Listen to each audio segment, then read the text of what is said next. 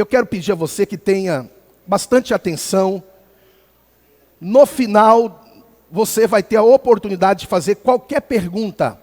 Então é importante você trazer papel, você trazer canetas. Caso você queira uma participação mais efetiva, você terá a oportunidade de fazer suas observações. Mateus capítulo 28, nós leremos o verso 18 ao verso 20. Evangelho de Mateus, capítulo 28, verso 18 ao verso 20. Eu vou pedir ao meu amado Kerks que aumente um pouquinho o retorno aqui, por gentileza. Amém, meu filho. Pode aumentar só mais um pouquinho.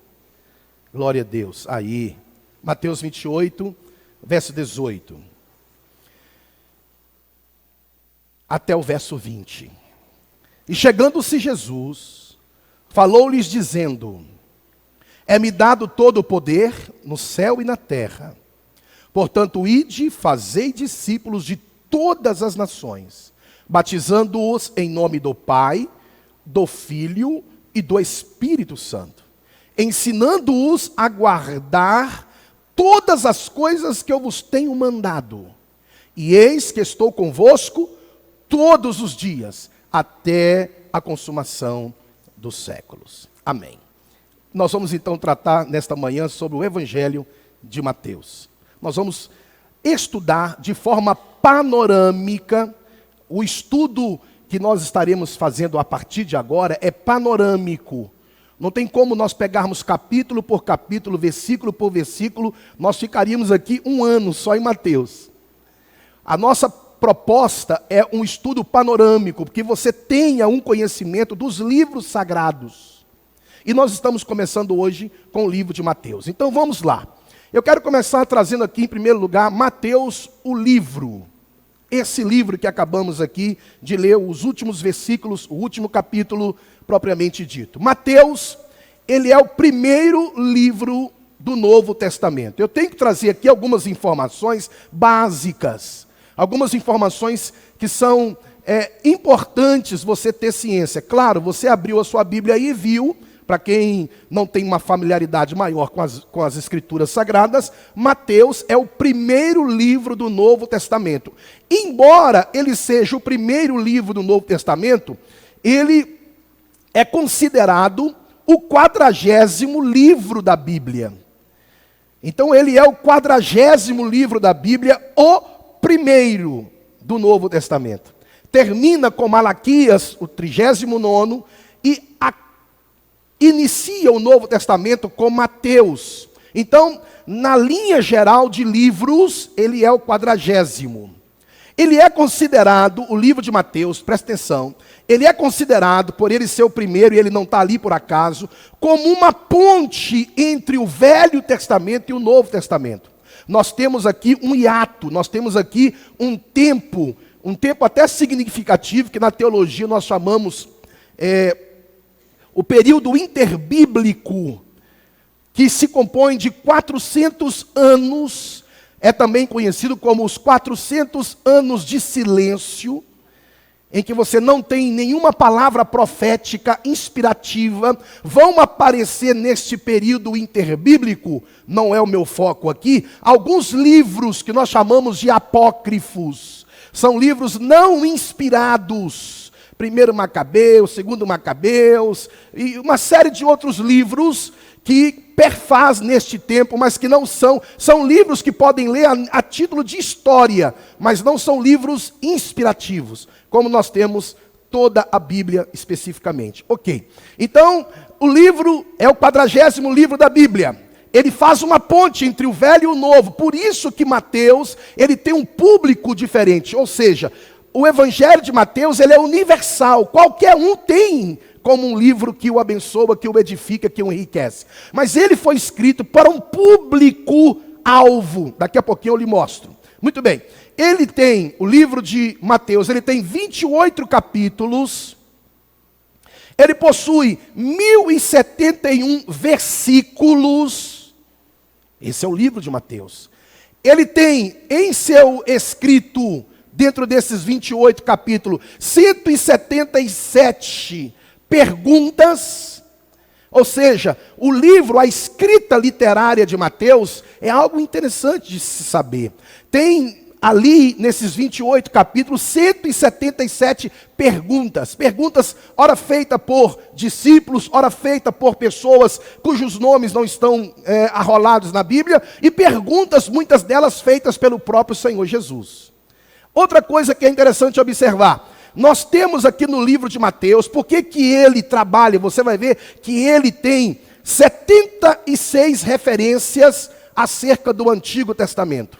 Ele tem mais do que o dobro de qualquer outro escrito do Novo Testamento ou livro do Novo Testamento. Então, dos 27 livros, ele não tem ninguém que escreveu mais, que falou mais, que fez referência do que Mateus. Por que ele pega muitas referências do Antigo para o Novo? Porque o público dele é o judeu.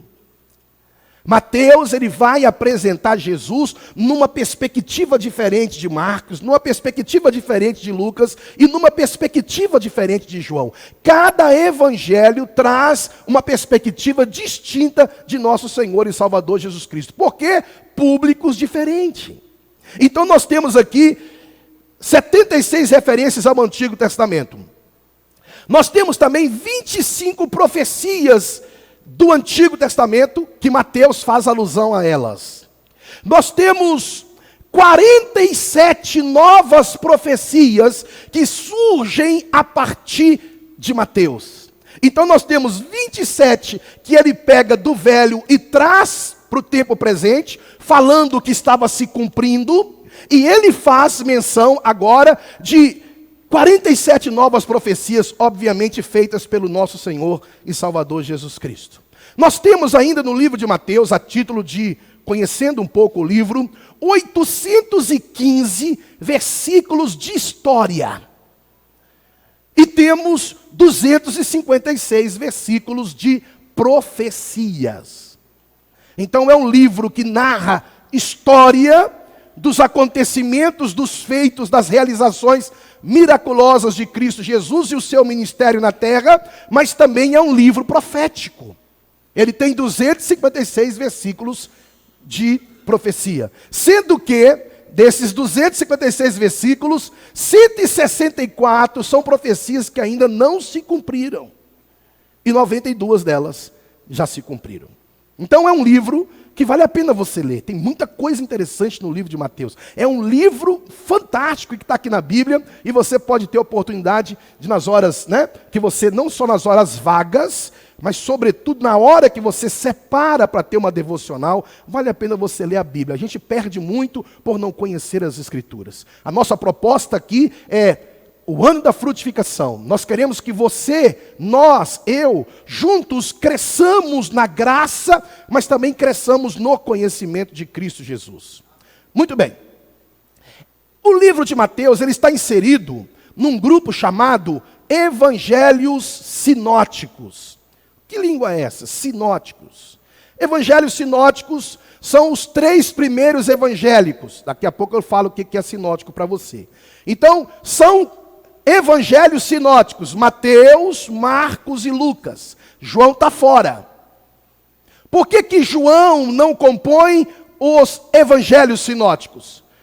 Porque João não trata dos feitos, dos acontecimentos de Jesus, como Mateus, Marcos e Lucas tratam. Se você pegar o livro de Mateus, de Marcos, de Lucas, você vai ver que você vai ver muita coisa que tem em um, tem no outro.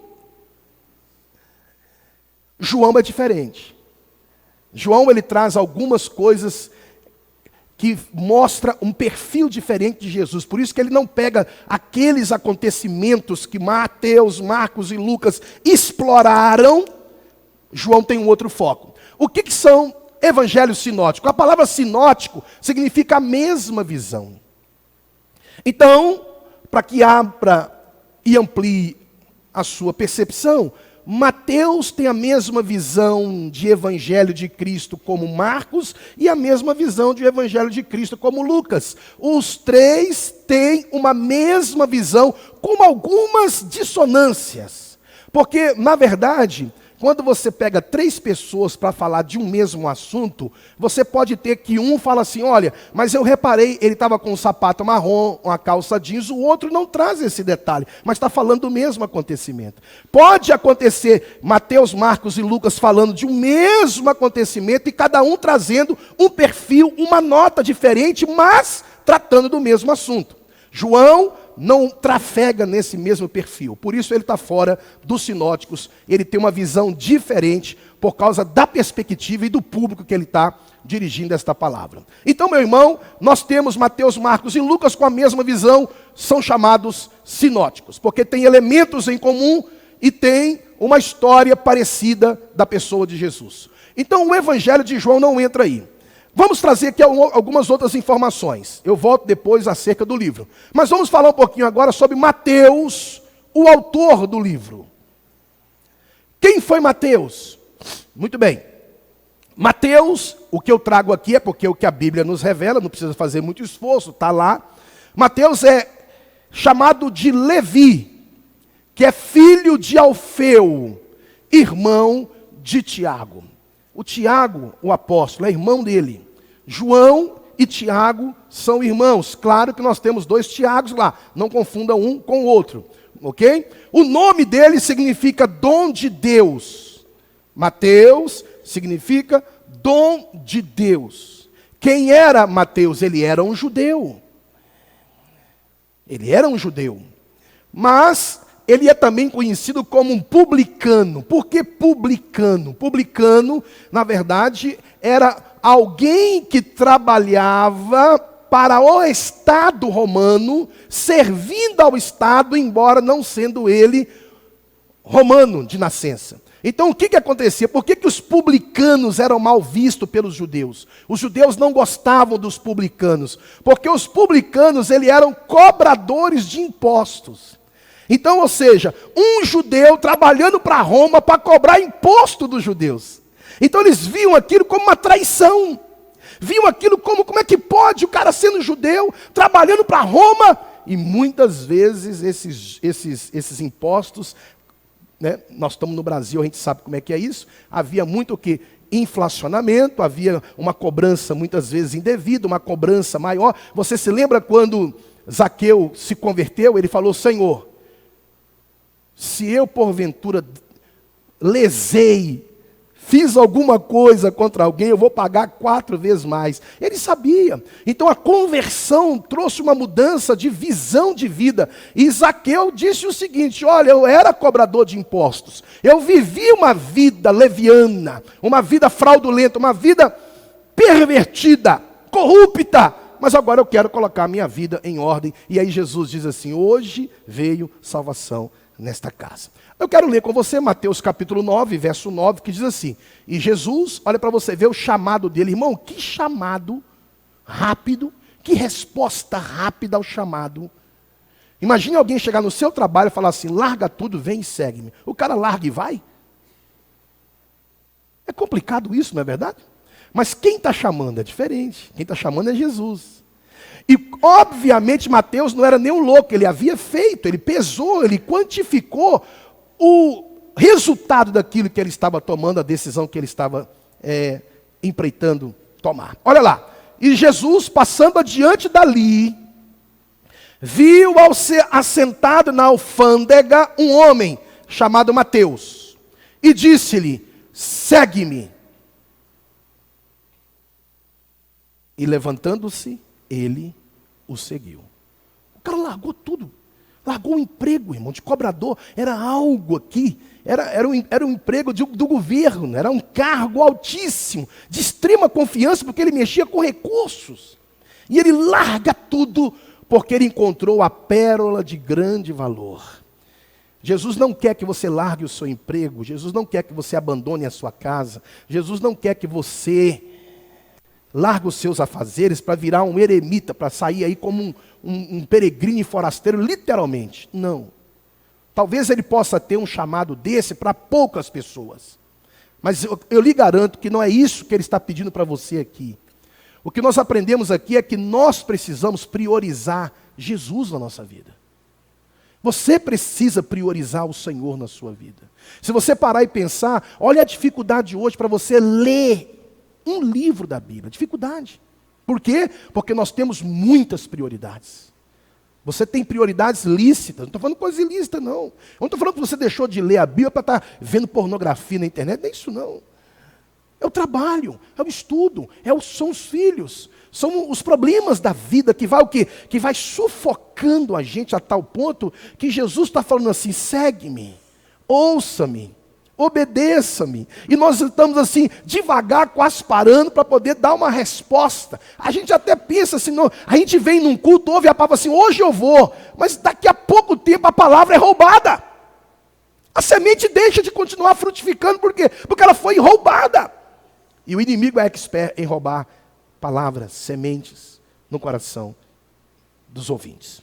E que esse Mateus, ele passa então, a partir desse encontro, a partir desse chamado, a ser um discípulo de Jesus. E ele então agora se torna um servo do Senhor, um discípulo de Jesus, e ele passa a acompanhá-lo na sua missão apostólica.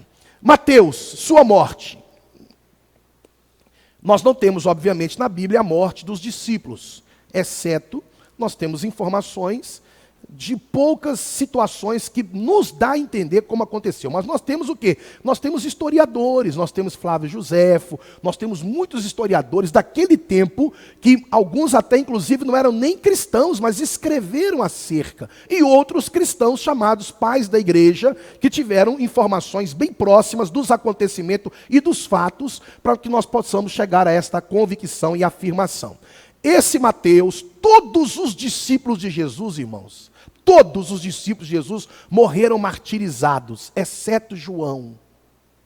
João morreu de velhice, embora tenha sido jogado, nós vamos estudar João e vamos ver Apocalipse também, dentro de um tambor de óleo fervente, e não morreu. Foi jogado para morrer, mas não morreu. Ele deve ter saído de lá. Imagine você, quando você queima, explode lá um negócio de gordura, cai no braço, o que acontece?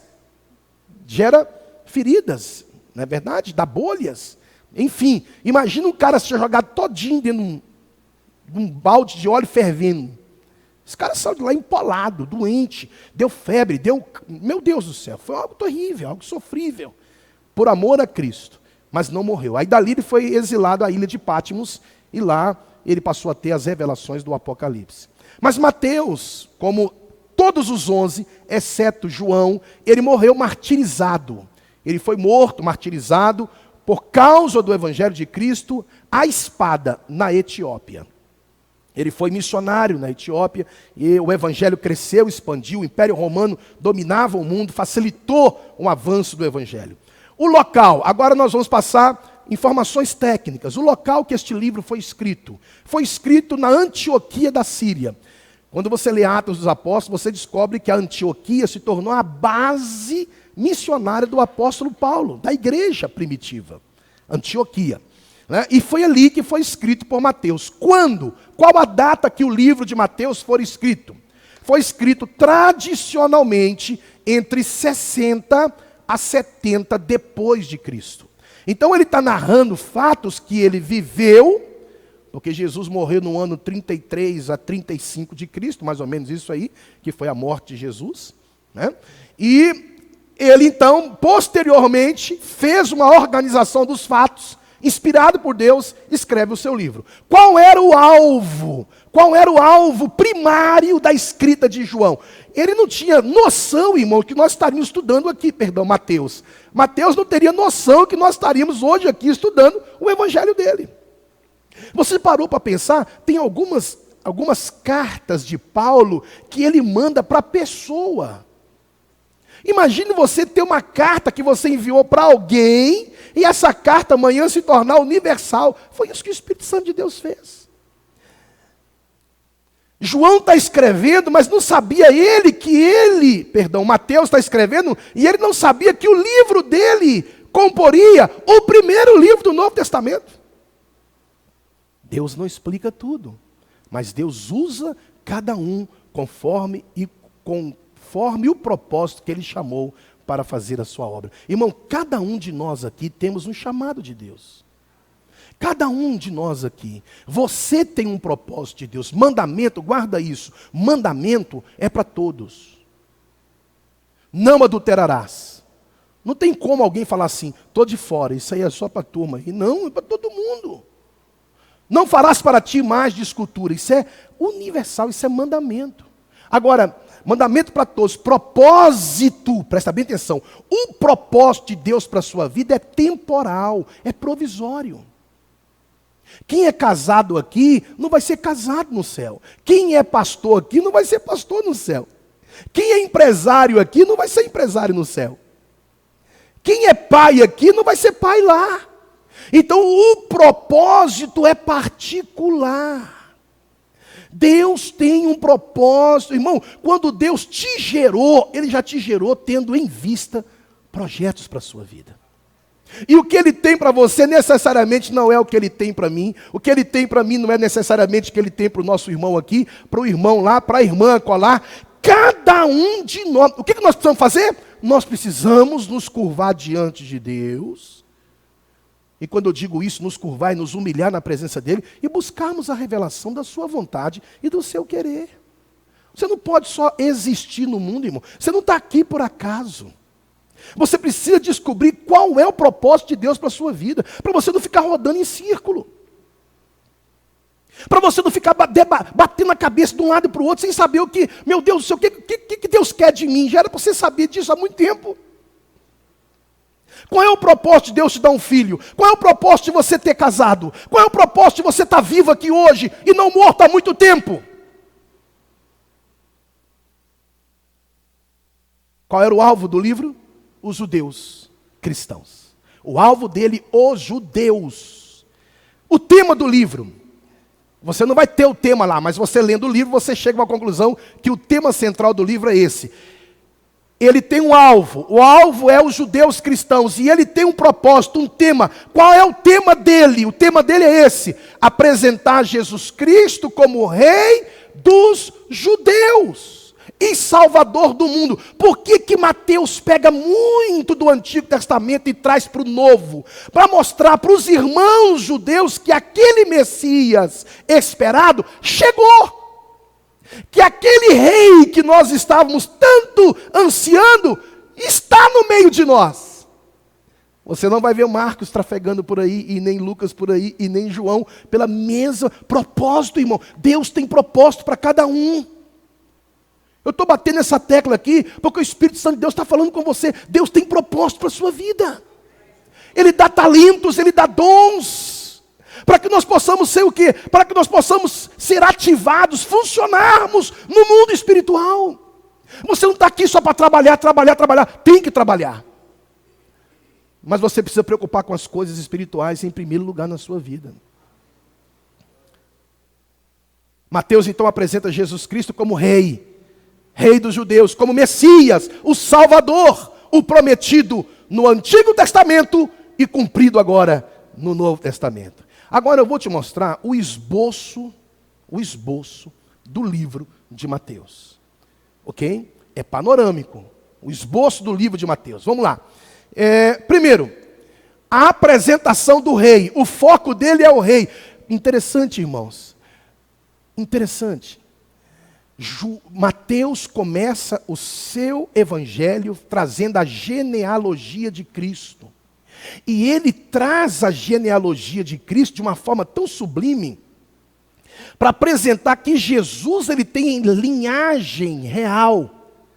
Porque ele recebe de José essa linhagem real. E é interessante observar que essa genealogia está lá, é a apresentação do rei. Ele mostra as genealogias, vai declinando, até chegar em Jesus. Passa por Abraão, passa por Davi, vem José e vem Jesus. Então ele mostra na genealogia de Jesus que ele tem todas as credenciais de ser rei. Porque ele é da linhagem davídica. Ok? E essa apresentação do rei vai do capítulo 1, do verso 1 até o capítulo 2, versículo 23. Segundo, nós temos O segundo ponto do esboço do livro de João, que é a vinda do reino dos céus. Compreende Mateus capítulo 3 até capítulo 7 do verso 29. E aqui, dentro deste capítulo 3 até o capítulo 7, nós temos no capítulo 3, por exemplo, João Batista aparece no reduto do Jordão, batizando. Arrependei-vos, porque é chegado a vós o reino dos céus. A mensagem de Mateus é a mensagem do reino. Por quê? Porque ele está apresentando Jesus como rei. Aí então ele trabalha todas essas questões, depois vem a tentação de Jesus, e depois tem um grande sermão da montanha, que compreende do capítulo 5 até o capítulo 7, todinho. O maior sermão pregado pelo maior pregador da história, Jesus Cristo, nosso Senhor. Terceiro ponto do esboço de Mateus. Agora, do capítulo 8, capítulo 8, verso 1, até o capítulo 10, do verso 42, nós temos as obras do reino dos céus. Aqui, ele apresenta, do capítulo 8 até o capítulo 10, muitos milagres que Jesus realizara. Milagres que só o rei poderia trazer, estabelecendo o seu reino. Dentro deste espaçamento de capítulos, do 8 ao 10, também tem o chamado dos discípulos. Ele chama os discípulos, como nós vimos Mateus, ele vai chamando um por um, vai trazendo para perto de si, né? E ele traz os discípulos para perto de si, ele chama os discípulos, dá poder aos discípulos, envia os discípulos para que pudessem pregar o evangelho do reino. E mais, dentro desse capítulo 10, eles são advertidos que, embora estivessem fazendo a vontade de Deus, na autoridade do Messias, eles ainda seriam incompreendidos, perseguidos, maltratados, odiados. Quarto, a natureza do reino dos céus. Compreende do capítulo 11 até o capítulo 13, finalzinho dele. Aqui Jesus ele explica a verdadeira natureza do reino de Deus. E ele mostra isso de forma bem explícita, mostrando, e aqui ele começa a frustrar os judeus. Por quê? Porque os judeus inicialmente, quando viu Jesus fazendo milagres, o nosso rei está aí, não tem como negar. Só que Jesus começou a falar assim: o meu reino não é deste mundo. Eles esperavam um rei político.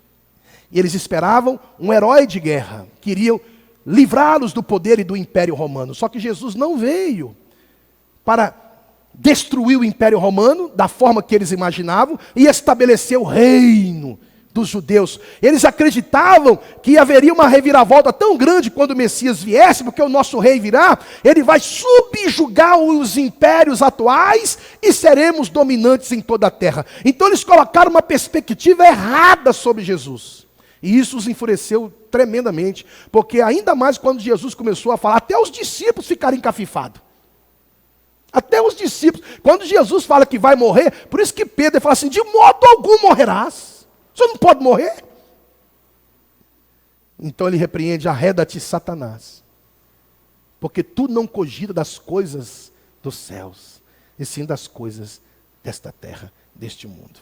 Então nós temos aqui, dentro desse espaçamento, ele vai trazer aqui as inúmeras parábolas.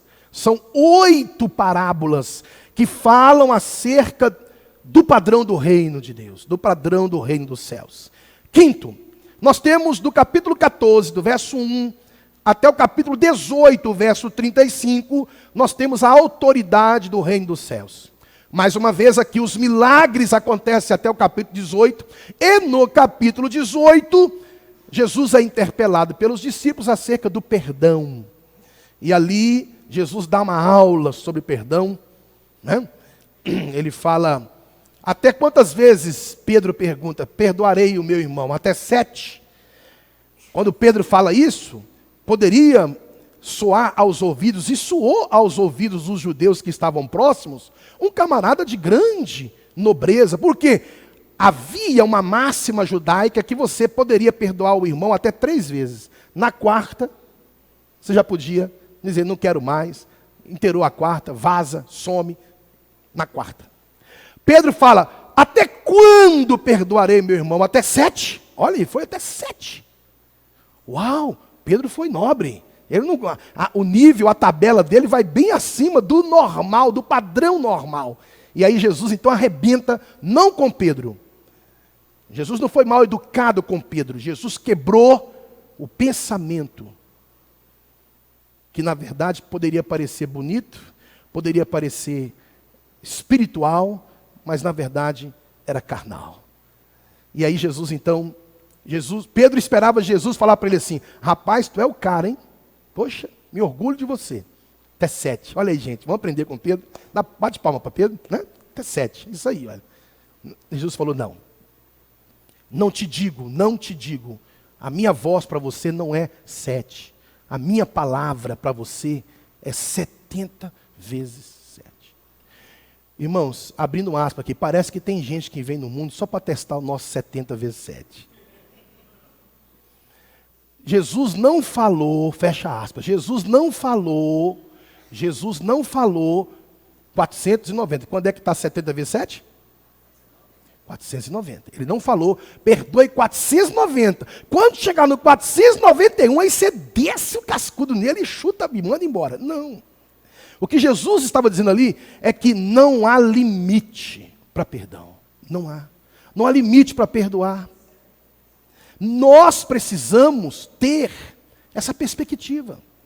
E você precisa aprender isso aqui, irmão, sabe por quê? Porque se tem uma coisa... Uma vez eu vi um marido, eu estava atendendo um casal, a mulher tinha aprontado com o marido, fez umas besteiras lá, aí o marido virou e falou assim: olha, essa é a última vez que eu te perdoo. Aí eu tive que conversar com ele e falar: meu filho, então vocês vão sair daqui agora e vão para o cartório, já separa de uma vez. Porque se essa é a última vez que você vai perdoar sua mulher, coitada, imagina que ela está com 32 anos, ela vai viver mais uns 40. Sem pecar? Então, ou você age como Cristo agiu, ou então, meu filho, corre para o cartório e separa dela. Porque, por mais que você não queira, ela ainda vai errar. Talvez não com a gravidade do erro de agora, mas é impossível não falharmos, não errarmos. Embora queiramos acertar sempre. Autoridade do reino dos céus. Sexto, as mudanças do reino dos céus, que vai do capítulo 19, Jesus fala do divórcio. Então ele vai trazer alguns ensinamentos aqui, que ele vai mudar o conceito da época. Eles tentaram pegar Jesus em Mateus 19 acerca do divórcio, mas Moisés mandou dar carta de divórcio. É terrível, Jesus falou: não, Moisés não mandou, Moisés permitiu dar carta de divórcio. Irmãos, e aqui eu preciso abrir um parêntese. Nós precisamos valorizar o casamento. Não é porque o mundo de hoje facilita o divórcio, que o divórcio é uma porta de escape para qualquer problema que você enfrentar na sua relação conjugal. Nós devemos tomar muito cuidado. Eu encontro com gente o tempo todo, separou, fulano, separou, fulano, foi embora, cadê a mulher dele? Separou. Irmãos, olha, Deus não é contra o divorciado, Deus é contra o divórcio. O divorciado, nós como igreja devemos amparar, sustentar, estar ao lado de... Só Deus sabe o sofrimento e a angústia que um divorciado e que o divórcio provoca numa família. Então nós como igreja, nós temos que estar de mãos estendidas, estarmos com o coração aberto para abençoar estas pessoas, mas nós não podemos deixar evidente que o divórcio é uma porta de escape, não. Repito, Deus é contra o divórcio, Ele não é contra o divorciado. O divorciado nós vamos amparar, vamos ajudar, vamos socorrer, vamos estender a mão, vamos abençoar. Mas nós não somos a favor do divórcio, porque o divórcio gera um estrago inimaginável. E como pastor, eu não posso negar esta verdade da palavra de Deus para você. Pegaram Jesus, pelo menos tentaram pegar. Refaço a minha fala. Mas por que Moisés mandou? Ele falou: Moisés não mandou, Moisés permitiu. E permitiu por causa, e é interessante, Jesus não falou demônio, não, dureza do coração. Aí Jesus alinha o negócio, ele muda lá, mas mudança. Ele vira e fala assim: mas desde o princípio não era assim. Não era assim. Casamento para Deus é entre homem e mulher, entre um homem e uma mulher, e o casamento é para a vida toda. O casamento é para a vida toda. Por isso nós devemos instruir os nossos jovens, nossos moços, nossas moças, a pensar 2 vezes se quer realmente casar. Porque nós estamos vivendo hoje no tempo do descartável. Por favor, eu não estou aqui falando se tem alguém que divorciou, eu não estou falando de você, irmão, eu estou falando para você. Nós não podemos achar que é algo normal, não, irmão. O divórcio é um estrago nas famílias.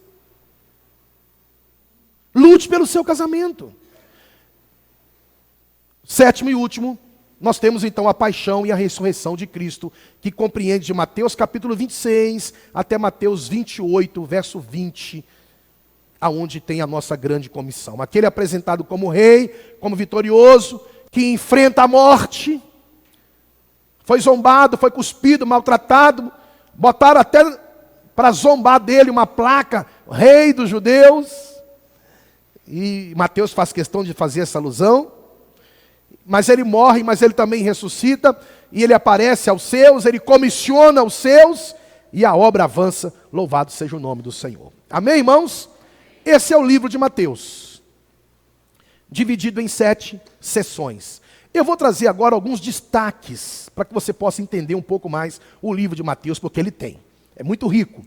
Primeiro, vamos destacar aqui algumas informações desse livro. Primeiro, o livro de Mateus, ou o Evangelho de Mateus, é conhecido como o Evangelho de Sermões. O que é isso? A forma de Mateus escrever o seu livro, ele é diferente, embora sejam sinóticos, a mesma visão de fatos. Mateus, ele traz o que a maioria dos outros evangélicos não trazem, que é o quê? As grandes falas de Jesus.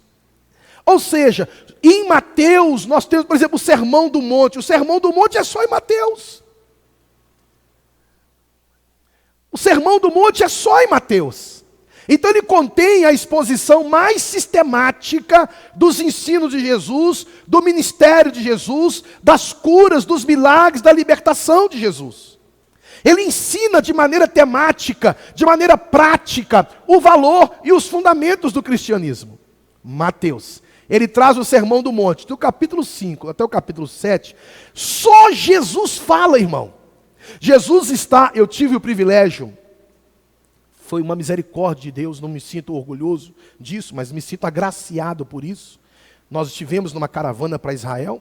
Meu sonho ainda é voltar lá, quem sabe um dia, não tem na agenda, mas quem sabe um dia. Dentre os pastores que estavam lá, eu fui escalado para pregar no Sermão do Monte. Foi muita honra para mim, diante dos amigos, dos colegas pastores que estavam lá, eu dei uma palavra, ministrei no Sermão do Monte, aonde Jesus pregou para uma multidão. Privilégio que eu tive. Pastor Éder foi escalado para pregar no barco, dentro do mar da Galileia. Dentro do barco, obviamente, né?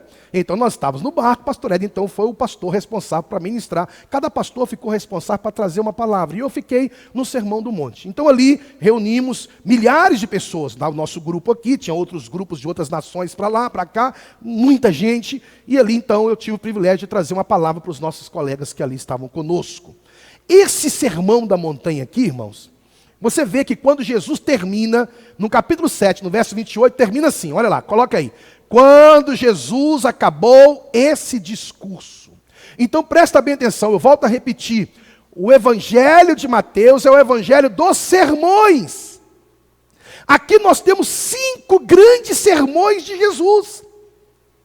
Jesus falando mesmo, e Mateus ali pegando, escrevendo tudo que ele fala. Temos um outro sermão, que é a comissão da graça, que está lá em Mateus capítulo 10. No capítulo 11, do verso 1, termina assim: tendo acabado Jesus de dar instruções. Depois nós temos 8 parábolas. Ele fala, ele ensina, ele pega uma parábola, termina, ele traz outra, são 8 parábolas. Que termina todas elas, no Mateus capítulo 13, no verso 53, da seguinte forma: tendo Jesus proferido estas palavras. Então Mateus, ele escreve muito do que Jesus falou.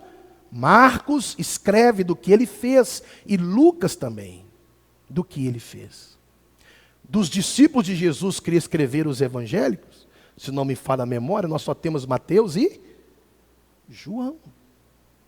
Marcos e Lucas? Não. Amém? Então olha só, o que eu quero te mostrar aqui é que esse homem, embora ele estivesse lá e pudesse contar grandes feitos de Jesus, ele faz em algumas partes, a prioridade dele é mostrar os sermões de Jesus. Quarto sermão, a conduta da igreja, está lá em Mateus 18. Quando ele fala do perdão, ele conta lá a parábola, né, do credor incompassivo. E aí termina no Mateus 19, termina assim: concluindo Jesus esses discursos. E o último sermão dele é entre Mateus capítulo 20 a Mateus capítulo 25, que são as últimas coisas, os sermões escatológicos, aonde ele começa a falar do tempo dos fins, dos acontecimentos futuros. Tem Mateus 24, Mateus 25, até a irmã leu aqui no início aqui do louvor, que por se multiplicar a iniquidade, o amor de muitos se esfriará. Aquele é o sermão das últimas coisas, o sermão escatológico de Jesus. Então perceba vocês que o evangelho de Mateus é o evangelho dos sermões. Segundo, o evangelho de Mateus também é, obviamente, o evangelho do reino. O evangelho do reino. Mateus 4, verso 17. Desde então, começou Jesus a pregar e a dizer: arrependei-vos, porque é chegado o reino dos céus. Esse termo, reino dos céus, ele aparece só em Mateus 32 vezes. 2 vezes mais do que qualquer outro livro do Novo Testamento. Porque o foco dele é o Messias, o rei. E ele então traz o evangelho do reino. O termo reino, olha, reino dos céus, 32 vezes. Reino, só a palavra reino é mencionado 60 vezes. Agora eu vou te mostrar as características do reino de Deus. Aí agora eu vou trazer alguns aspectos interessantes, só para que você traga à sua mente essas verdades. Primeiro, as pessoas falam assim, o reino de Deus, o que é o reino de Deus? O reino de Deus é eterno, irmão. O reino de Deus entrou na raça humana, mas esse reino sempre existiu. Esse reino não foi criado lá na frente, não. É um projeto eterno. Você quer ver comigo? Olha o Salmo 145, verso 13. O teu reino é um reino eterno. O teu domínio dura por todas as gerações. Irmãos, somente o reino de Deus é eterno. Tudo é temporal, tudo. O governo do Trump, o governo, qualquer governo espalhado pelo mundo afora é temporal, vai passar. O de Deus permanece para sempre. Segundo, o reino de Deus é espiritual. O reino de Deus não é material, irmão. O reino de Deus não é comida, bebida. O reino de Deus não é aglomeração, encontro. O reino de Deus é algo espiritual. É diferente de tudo que há nesse mundo. Olha Romanos 14, verso 17. É Paulo quem diz. Porque o reino de Deus não consiste no comer e nem no beber, mas na justiça, na paz e na alegria no Espírito Santo. Então é um reino espiritual, não é um reino material. Esse reino material não existe. Não tem um reino estabelecido. Olha, aquela cidade lá, Jesus é o rei dela. É espiritualmente. Ele pode se tornar de fato espiritualmente. Nos corações. Por quê? Terceiro, o reino de Deus é o quê? Interno. Olha Lucas 17, verso 20 e 21. O que diz lá? O reino de Deus não vem com aparência exterior. Isso aqui chocou os judeus, porque os judeus esperavam um rei triunfante, assentado num cavalo bonito, um exército poderoso, e vindo como um rolo compressor, destruindo todos os inimigos dos judeus. Eles queriam isso. Eles interpretaram errado. E aí quando Jesus vem chegando num jumentinho sentado, esse cara é rei aonde? Esses 12 homens correndo atrás dele, uns homens esquisitos, uns homens feios, um era pescador, o outro era cobrador de impostos, só uma turma da pesada, tem um Judas, e aquela turma toda, o que eles vão pensar? Ele não veio triunfante, ele não veio. rompendo, embora fazendo grandes milagres que todos, quando viam, falavam assim, não tem jeito não, Deus usa esse homem. Deus é com esse homem. Embora tinha uns ainda com coração duro, que o invejavam e que queriam de todo custo matá-lo. Muito bem, o reino de Deus não é algo externo, olha lá. Nem dirão ei-lo aqui ou ei-lo ali, pois o reino de Deus está dentro de vós. Repita comigo, o reino de Deus está dentro de mim. Amém? Então você e eu somos cidadãos do reino de Deus. Você e eu somos cidadãos do reino de Deus. Só que ele não está aqui com coroa, aparentado aqui, visível, físico, ali ou aqui, nessa igreja, naquela igreja. Todos fazemos parte.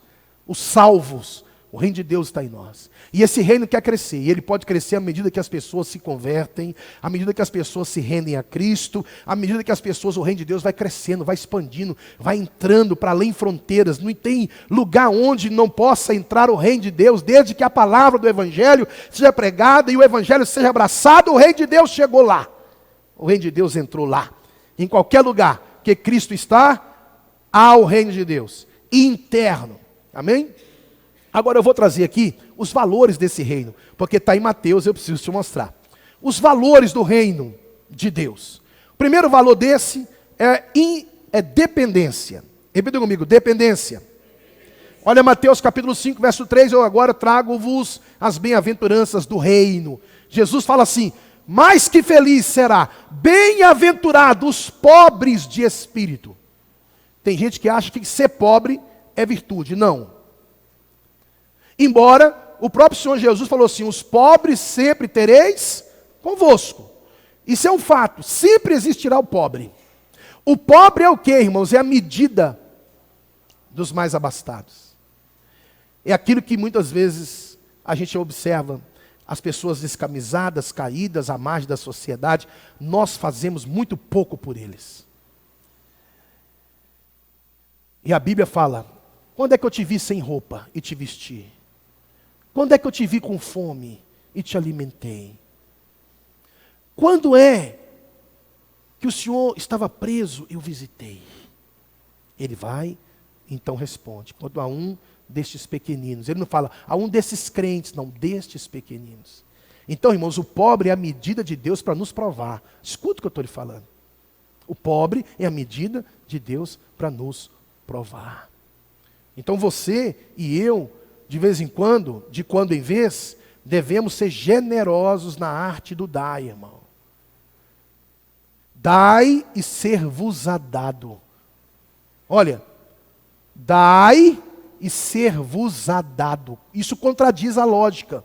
Primeiro você me dá, para depois eu te dar. Ontem eu estive num local e uma garotinha com a pipoca na mão, uma pipoca, irmão.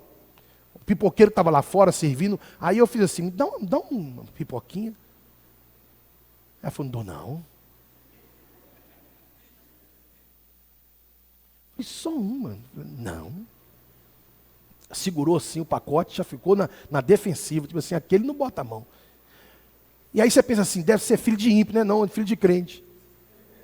A menininha é crente em Jesus, está crescendo no Evangelho.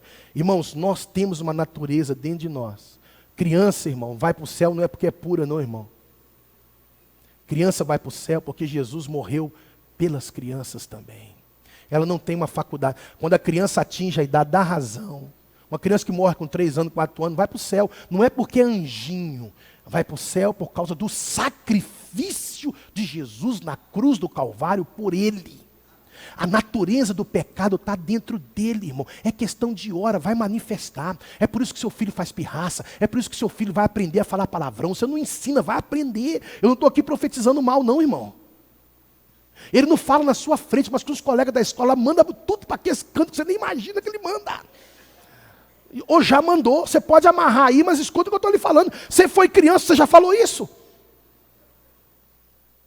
A natureza do pecado está aqui dentro, irmão. Por isso que a Bíblia fala, ensina a criança no caminho. Porque é da criança, é do ser humano negar, não dar, não participar. É do ser humano invejar, odiar, não gostar. É do ser humano, irmão, desejar mal. Ser ruim, Eu insisti uns 15 minutos. Não me deu 1 grão de pipoca.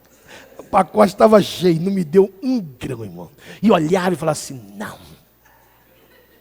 E ria assim, não. Eu falei, minha filha, eu fazia aquela carinha, não. O pastor dela, eu sou seu pastor, minha filha. Não. Não deu. Eu vou, nossa, meu Deus do céu, o sangue de Jesus tem poder. Não, irmão, criança. E quando você pede, e ele vai lá e pega um só. Né? Pega um só. Se fosse você fazia assim, toma aí. Né? Ele pega um só. Teve um aqui que terminou o culto e me abraçou. Filho de um irmão que está aqui, não vou falar quem é. Me abraçou. Padre do céu, cumprimenta 10. Cumprimentou, aí veio e me abraçou com drops na mão, assim, de drops de bala, né? Tipo house, maneira house, não. Aí eu olhei e falei assim, ô meu filho, me dá uma balinha. Aí ele entortou a cabeça assim. E pensou 1 segundinho e falou assim, arde, hein?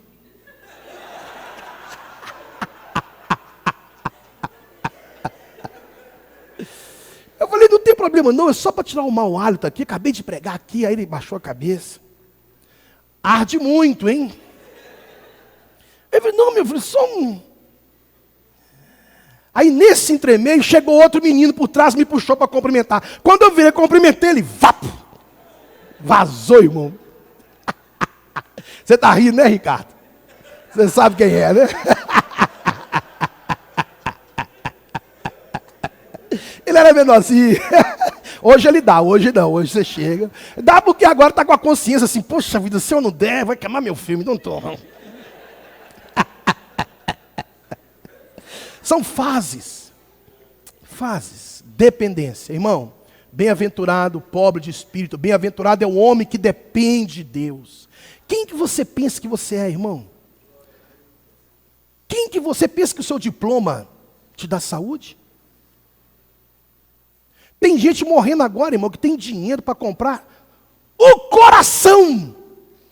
Se falar que é 1 milhão, ele paga. 10 milhões, ele paga. Mas não tem.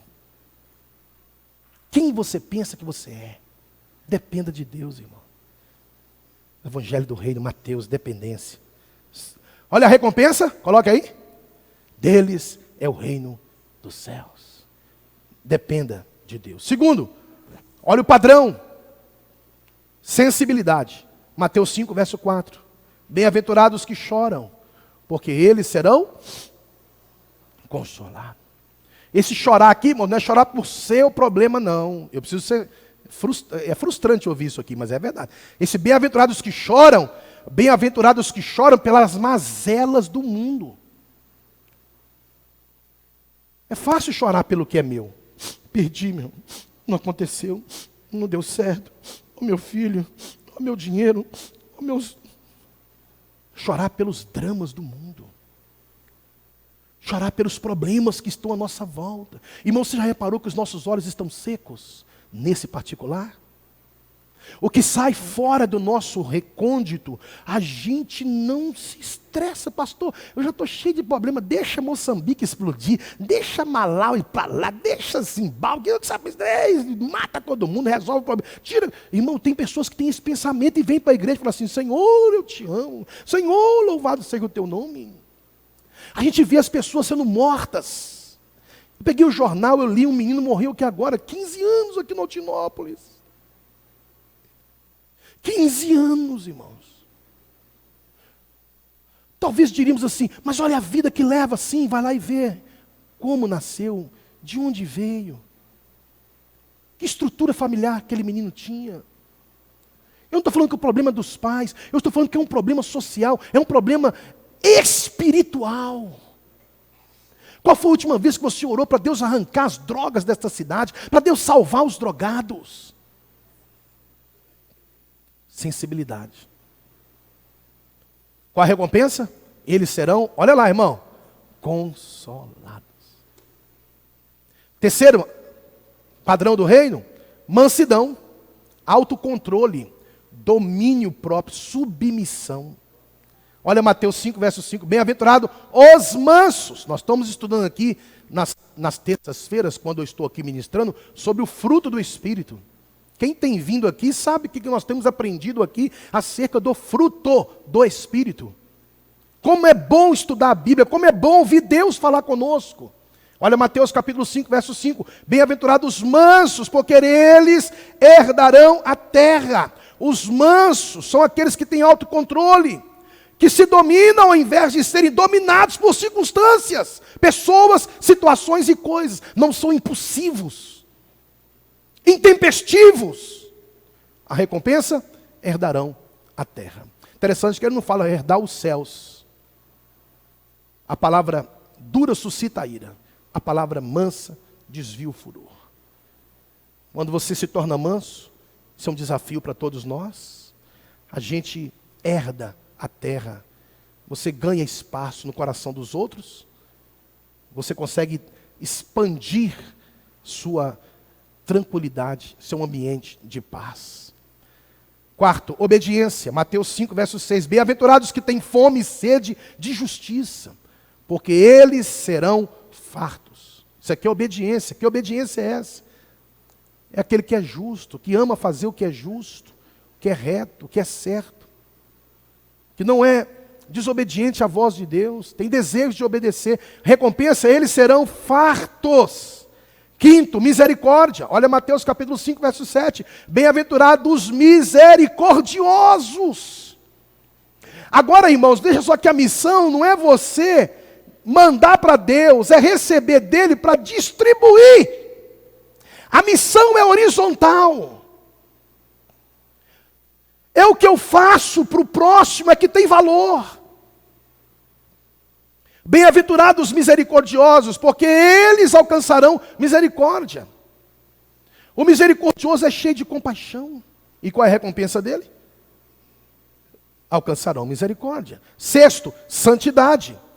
Bem-aventurados limpos de coração, porque eles verão a Deus. Irmãos, escuta o que eu vou lhe falar.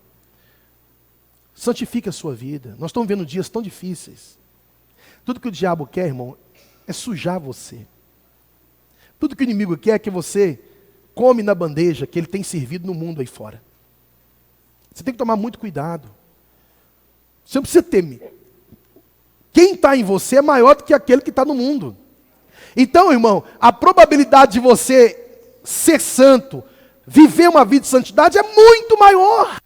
Porque quem está em ti é maior do que aquele que está no mundo. Então, se eu deixo o que está no mundo me vencer, é porque eu não dei lugar para o Espírito Santo de Deus. Irmão, quantos aqui creem que o Espírito Santo habita em você? Quantos aqui creem? Amém? Repara bem uma coisa. Deus habita em nós, amém? Na pessoa bendita do Espírito Santo. Nós não sentimos Deus. Deus está 24 horas comigo, amém? Com você também, amém? Mas eu não sinto Ele. Eu creio que Ele está comigo. Agora, tem como sentir Deus? Tem. Quando dentro desse espaço de 24 horas, você para priorizá-lo. Deus está 24 horas dentro de você. Quanto tempo Ele tem com você? Com você. Se nós pararmos aqui agora e ajoelharmos e começarmos a orar, você vai priorizar o seu Senhor, Ele vai manifestar a graça dEle na sua vida. Não tem como você falar assim. Nós não andamos pelo que sentimos, irmãos, por favor. Eu creio que Ele está comigo, sentindo ou não. Mas se eu parar e priorizá-lo, e invocá-lo, e buscá-lo, buscar-me-eis e me achareis, quando me buscardes de todo o vosso coração. A gente passa o dia inteiro com Deus, mas como se Ele não tivesse presente. Se você separar um momento, um tempo e buscá-lo, você vai crescer na intimidade, na comunhão. Deus vai falar com você, irmão. Deus vai falar. E o que Deus fala com você é maior do que aquilo que o mundo pode falar com você. Quando você ouve a voz de Deus com clareza, quando você tem intimidade com Deus, vem o que vier, aconteça o que acontecer, você está firmado na palavra dEle. Ela te estabelece, ela te fortalece. A comunhão traz convicção e a convicção te respalda. Bem-aventurados os limpos de coração, porque eles verão a Deus. Os limpos de coração verão a Deus. Sétimo e penúltimo, Mateus capítulo 5, verso 9. Bem-aventurados os pacificadores, porque eles serão chamados filhos de Deus. Bem-aventurados que vivem em paz, buscam a paz, promovem a paz, é da paz, ama promover paz, fazendo com que inimigos se tornem amigos, se possível for. E qual é a recompensa? Eles serão chamados filhos de Deus. E por último, compromisso. Mateus 5, verso 10. Bem-aventurado os que sofrem perseguição por causa da justiça. Irmão, presta bem atenção no que esse texto vai falar. Porque deles é o reino dos céus. Bem-aventurados sois vós quando vos injuriarem, perseguirem e mentindo disserem todo o mal contra vós por minha causa. Exultai e alegrai-vos, porque é grande o vosso galardão nos céus. Porque assim perseguiram os profetas que foram antes de vós. O que Jesus está dizendo aqui é o seguinte: se você realmente se comprometer com Ele, você vai ter danos, você vai ter prejuízos, você vai sofrer. Mas continue firme, porque Ele vai se alegrar no seu posicionamento, na sua postura, no seu modo de viver e de agir, e consequentemente, andando na contramão do sistema, Ele vai abençoar rica e abundantemente a sua vida. Independente das circunstâncias desfavoráveis, eu estou com Ele, estou firme nele e quero viver para a glória dEle. A recompensa deles é o reino dos céus. E o verso 12 diz: e grande é o vosso galardão nos céus. Então é o evangelho dos sermões, é o evangelho do reino, para nós concluirmos. Terceiro, é o evangelho da igreja. Mateus tem um fato curioso. Dos 4 evangelhos, ele é o único que apresenta a expressão igreja. E dita não por ele, mas uma fala de Jesus, não uma, 2. Eu trago na tela. Mateus 16, 18. Pois também eu te digo que tu és Pedro, e sobre esta pedra edificarei a minha igreja, e as portas do inferno não prevalecerão contra ela. Essa palavra igreja só tem Mateus, e outro, Mateus 18, verso 17. E se não as escutar, dize-o à igreja, e se também não escutar a igreja, considera-o como um gentil e um publicano.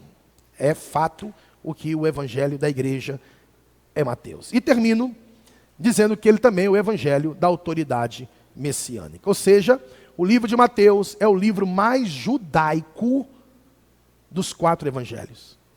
Óbvio, porque ele escreveu para os judeus. Ele escreveu prioritariamente para os judeus. Tem 70 referências ao Antigo Testamento, mais que o dobro do que os demais. Ele é o evangelho dos judeus. Conclusão. Mateus foi escrito, pode colocar aí, primeiro, para provar que o Senhor Jesus Cristo é o Messias e o Rei eterno prometido. Segundo, Mateus foi escrito para apresentar os ensinos sistemáticos de Jesus. Terceiro, Mateus foi escrito para mostrar a obra da salvação pela humanidade e a humanidade. E por último, Mateus foi escrito para manifestar a grande comissão da igreja. Foi o texto que nós lemos aqui no início, Mateus 28, do verso 18 ao verso 20. Ide, portanto, fazei discípulos de todas as nações, batizando-os em nome do Pai, do Filho e do Espírito Santo. Termino aqui a minha fala. Que Deus nos abençoe, que o Espírito Santo de Deus lhe faça amar cada vez mais a palavra do santo e bendito Deus, o nosso Senhor. Amém. Eu quero convidar a pessoa, o irmão ou a irmã que queira fazer alguma pergunta ou alguma observação. Está franqueado a você a oportunidade. Pode levantar a mão e nós queremos te ouvir. Tem alguém?